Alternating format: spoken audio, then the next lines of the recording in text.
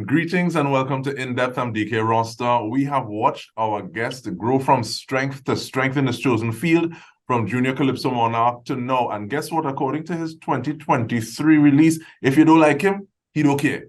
Aaron Duncan joins us now.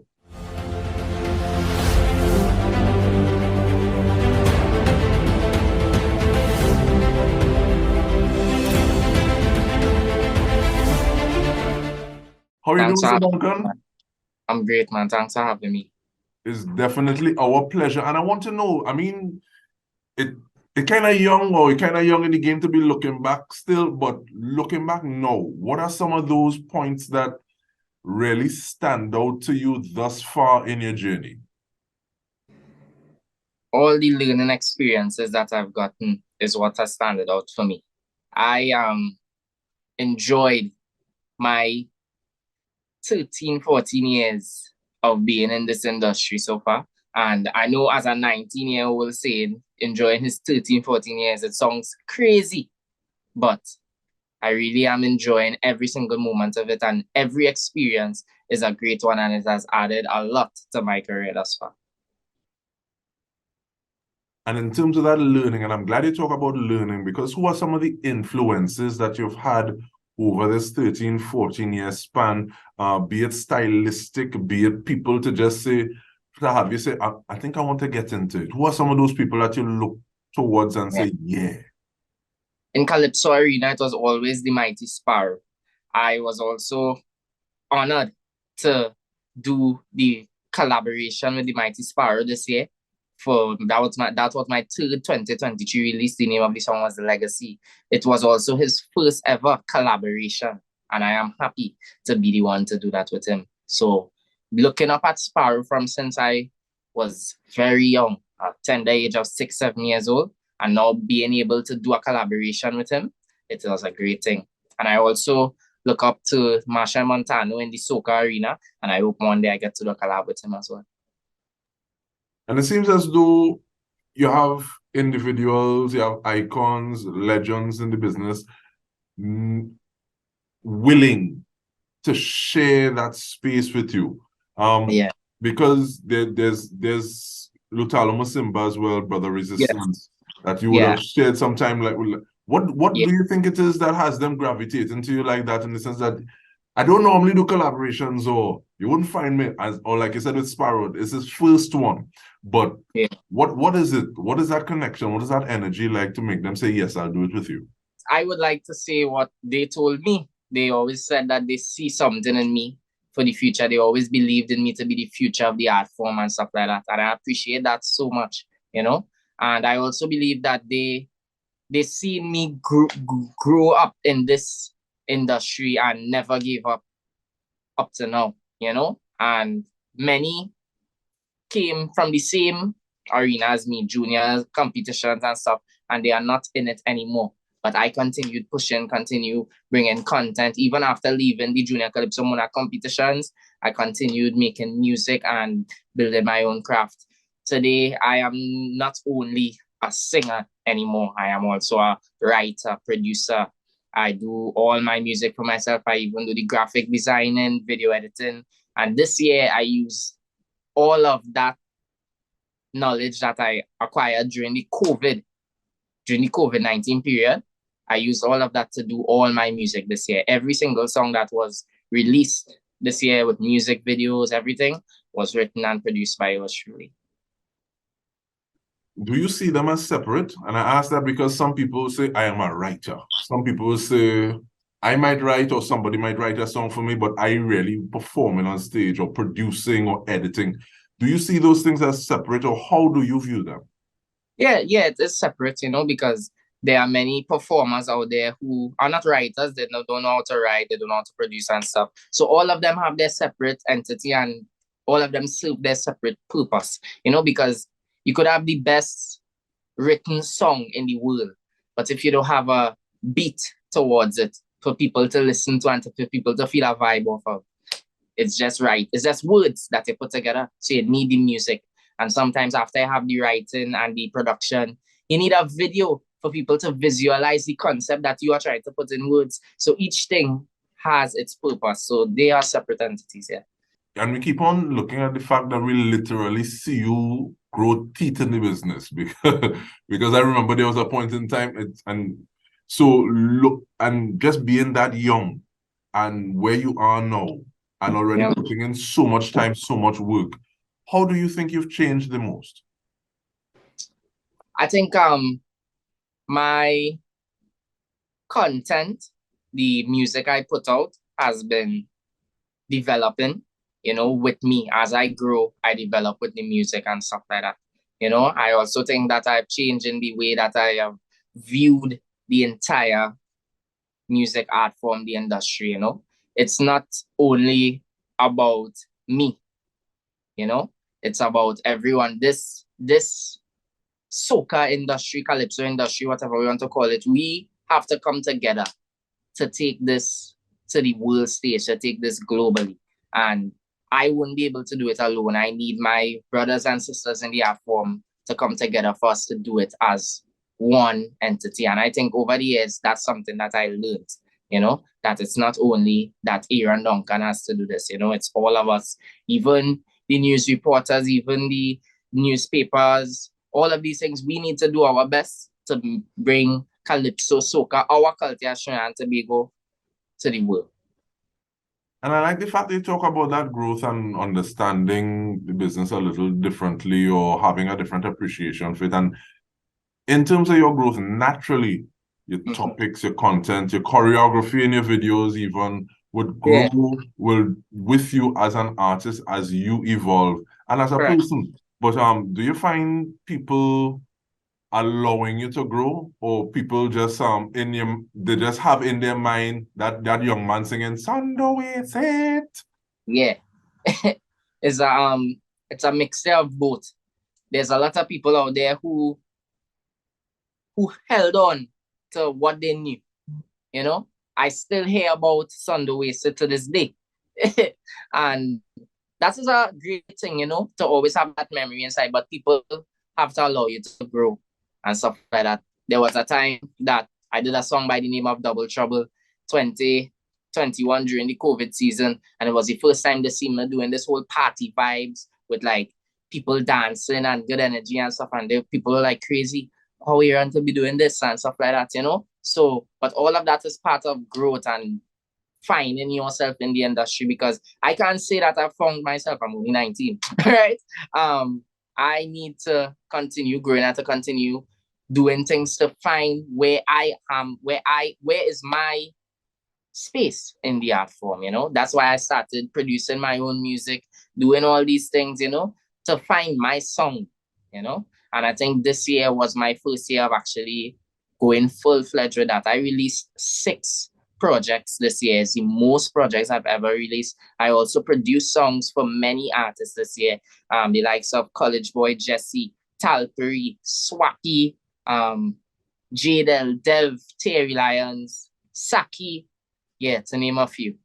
And that's one of the things I want to talk about when we return from the break. We're coming back with more. We're speaking with Aaron Duncan. Stay with us.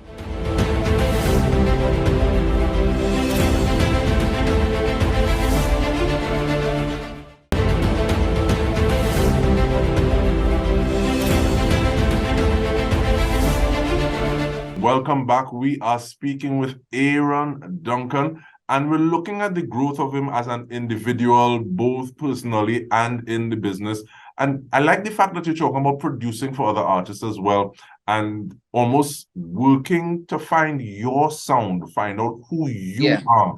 And how is it a little more, I guess, possibly liberating to do that when you're producing your own music, as opposed to possibly someone having an idea, okay, well, I think this is how I want him to sound, or this is how we need to sound, so they continue to want to have you in that lane. Give me the significance of that. Right. Well, producing my own music and writing my own music helped me to understand more of my style, And this goes back to where I was saying, growing in this industry showed me that it's not only about me, because yes, I'm trying to find my style, but my style, I need to choreograph it in a way that the people could like it, the people could love it, because if I'm just caring about my style and my energy, then I'll have to listen to the song alone in my room every day.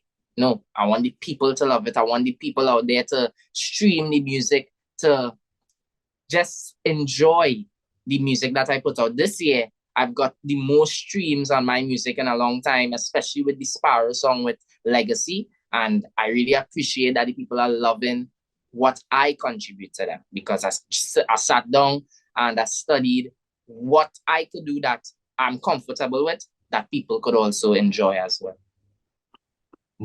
What is your support circle or support network like, Aaron? And I ask that because even while you're growing as an individual, discovering yourself, maybe in school, people saying, boy, why you studying that, boy? You're going good school, you can afford to do this or that or the other.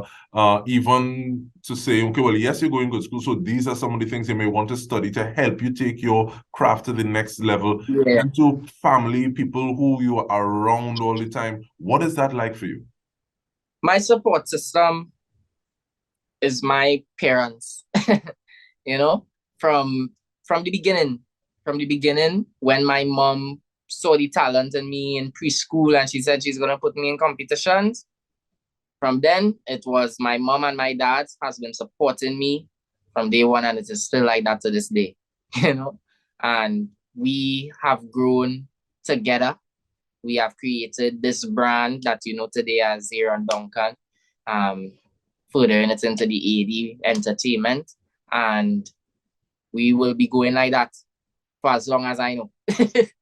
And do you find yourself having to limit, I guess, or change some of those circles a little bit? Because sometimes as you grow, people may grow a little differently. So you're saying, okay, well, that road is not necessarily where I am right about now. I want to try something a little different. Is that something that you find yourself experiencing? Yeah. And the great thing about that is that my parents and we work as a team. We understand that growth is inevitable and we need to try new things and always try to figure out what is best for not their son, but best for Aaron Duncan, the artist. You know? And that's how we work towards getting me on the map. And you say that, and I study in some of those conversations that may happen, because sometimes it may be mom and son, sometimes it may be artist and person supporting that artist. How do you all navigate that line? Because sometimes I can see here what the, like, I'm gonna put you over my knee and remind you. Or what was that conversation like? It's basically the same, because I've grown up in that life. I haven't now started. This is something that I grew up knowing. Like, as I take off Pampers and I start going to primary school and stuff, this is what I've known. Second year in primary school was the first time I won the Junior Calypso Monarch. I was 6 years old at the time. So this is something that I knew. So I guess the conversations just became natural. Nothing that we have to go into another zone or anything. It's just a natural thing, you know, when it's time about music and bookings and what we have to do to boost the career and stuff. It's an easy transition, and when it's family, it's family. It's almost the same to us. Man, see, I'm not new to this, I'm true to this, right? But in terms of those 6 projects, give us a little idea about the range and the span. Because yes, you have Legacy, you also have Don't Bother Me. Or I Don't Care. So take us through those 6, thank you. Right. Well, the first project I released for the year was written by myself. It was produced by a very prolific producer this year. He did all the big songs here on the radio was produced by this guy today. Explicit Mevon.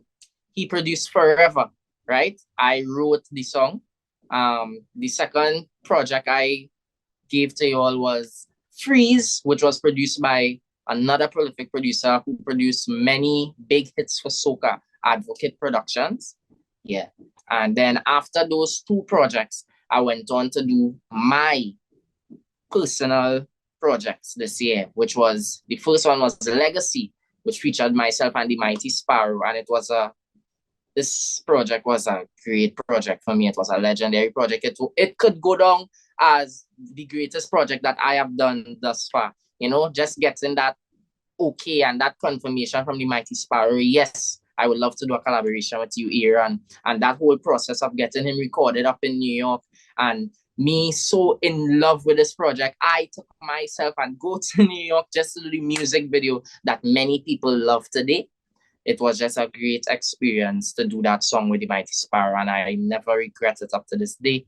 After that, I launched my first rhythm, which was the Fed Jam rhythm, which featured myself, Terry Lyons, Dev, and Jadel, right? And after that one, I came with the New Vibes rhythm, which featured myself, Swappy, College Boy Jesse, and my sixth project, which is also my final project for the year, was the Reckless rhythm, which featured myself, Talpuri, and emerging power soca artist Saki. And you have me there, and I'm really grateful we were able to have this conversation, Aaron.